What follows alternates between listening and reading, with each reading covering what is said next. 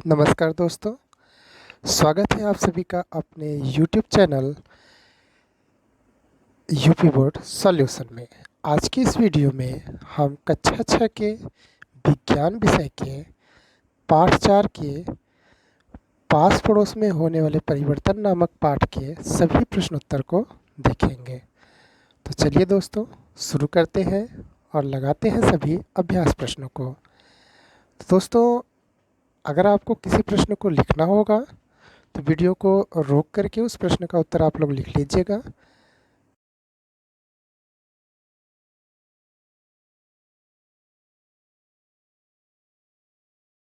पहला प्रश्न था कि सही विकल्प को छांटकर अपनी अभ्यास पुस्तिका में लिखिए। तो चलिए देखते हैं विकल्प क्या था। पहला प्रश्न था इसमें कि भौतिक परिवर्तनों में क्या होता है।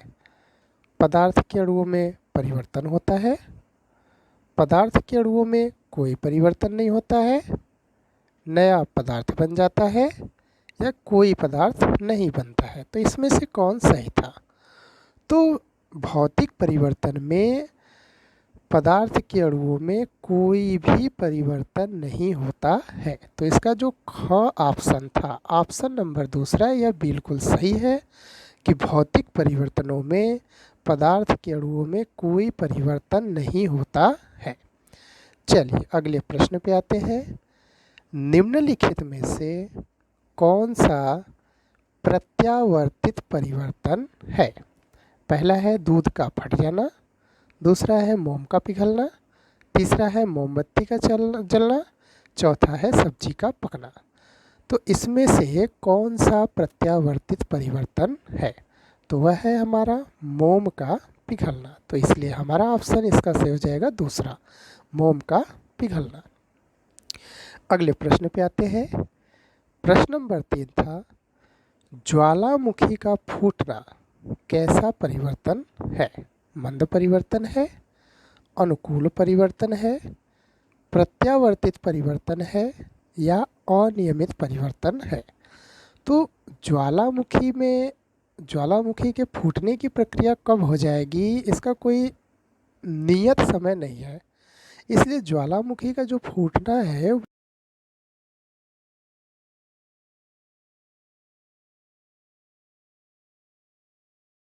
चलिए अगले प्रश्न पे आते हैं। अगला प्रश्न है रिक्त स्थानों की पूर्ति अपनी अभ्यास पुस्तिका में करिए। तो चलिए देखते हैं क्या क्या है रिक्त स्थानों की पूर्ति में।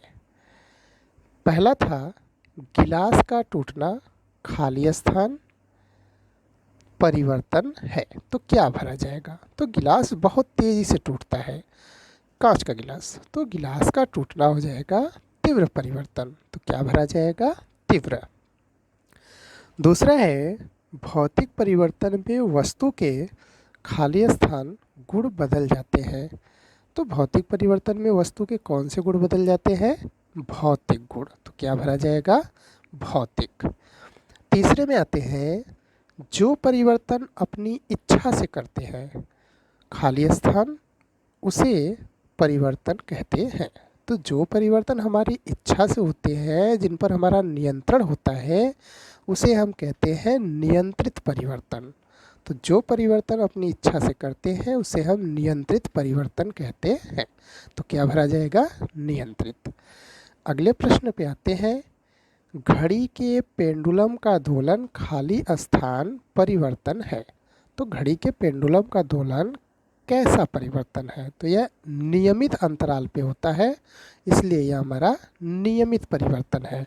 तो क्या भरा जाएगा, नियमित। चलिए प्रश्न नंबर 3 पर आते हैं और प्रश्न नंबर 3 है सही कथन के सामने सही तथा गलत वाक्य के सामने गलत का निशान लगाएं।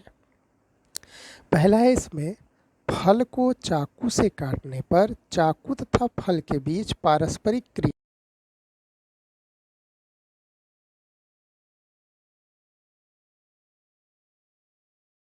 प्रत्येक परिवर्तन के पीछे कोई न कोई कारण अवश्य होता है। बिल्कुल बात सत्य है, किसी भी परिवर्तन के पीछे कोई न कोई कारण अवश्य होता है। तो यह भी हमारा सत्य था। तीसरा है चावल का पकना भौतिक परिवर्तन है। यह बिल्कुल गलत है, क्योंकि चावल का पकना एक रासायनिक परिवर्तन है, तो यह हमारा गलत रहेगा। प्रश्न नंबर 4 में आते हैं। प्रश्न नंबर 4 है हमारा, निम्नलिखित प्रश्नों के उत्तर दीजिए। पहला प्रश्न था इसमें, परिवर्तन कितने प्रकार के होते हैं? तो चलिए इसका उत्तर देख लेते हैं। तो परिवर्तन का वर्गीकरण निम्नलिखित प्रकार से किया जा सकता है। पहला है तीव्र तथा मंद परिवर्तन। दूसरा है नियमित तथा अनियमित परिवर्तन। तीसरा है अनुकूल तथा प्रतिकूल परिवर्तन। चौथा है भौतिक तथा रासायनिक परिवर्तन। पांचवा है प्राकृतिक तथा कृत्रिम परिवर्तन। छठा है नियंत्रित तथा अनियंत्रित परिवर्तन। सातवां है प्रत्यावर्तित तथा अप्रत्यावर्तित परिवर्तन। इसी को हम उत्क्रमणीय अथवा अनुत्क्रमणीय परिवर्तन के नाम से भी जानते हैं। चलिए अगले प्रश्न पे आते हैं। अगला प्रश्न है, भौतिक तथा रासायनिक परिवर्तन के उदाहरण सहित लिखिए कि भौतिक तथा रासायनिक परिवर्तन क्या होता है। तो चलिए देखते हैं भौतिक तथा रासायनिक परिवर्तन क्या होता है। ठीक है, तो भौतिक तथा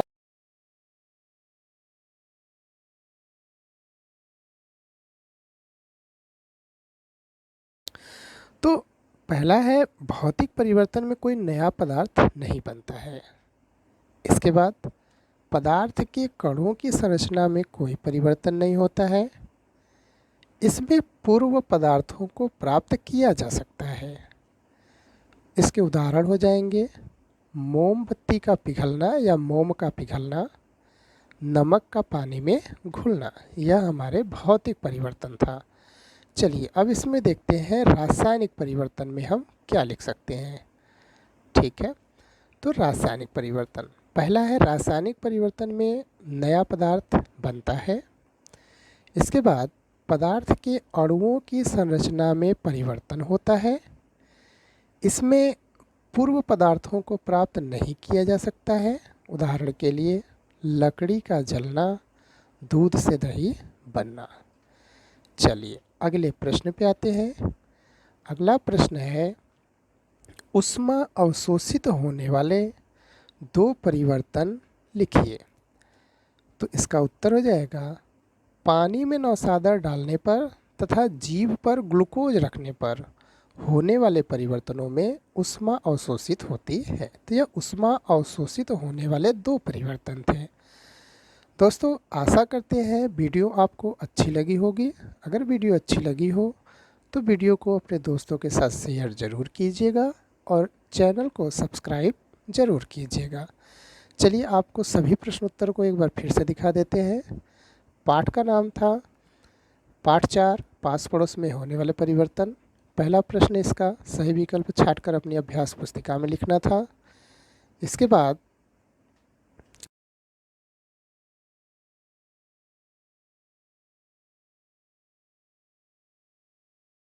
लीजिएगा क्या भरा गया है। प्रश्न नंबर 3 में सही गलत का विकल्प छांटना था। तो वीडियो रोक करके देख लीजिएगा कौन सा ऑप्शन सत्य है और कौन सा असत्य है। प्रश्न नंबर 4 में आपको प्रश्नों के उत्तर देना था, जिसमें पहला परिवर्तन कितने प्रकार के होते थे यह प्रश्न था। दूसरा प्रश्न था भौतिक तथा रासायनिक परिवर्तन के अंतर को उदाहरण सहित लिखना था। इसमें हम लोग पहले भौतिक परिवर्तन के बारे में लिखेंगे और उसके बाद रासायनिक परिवर्तन के। और लास्ट प्रश्न था इसका, ऊष्मा अवशोषित होने वाले दो परिवर्तन लिखिए।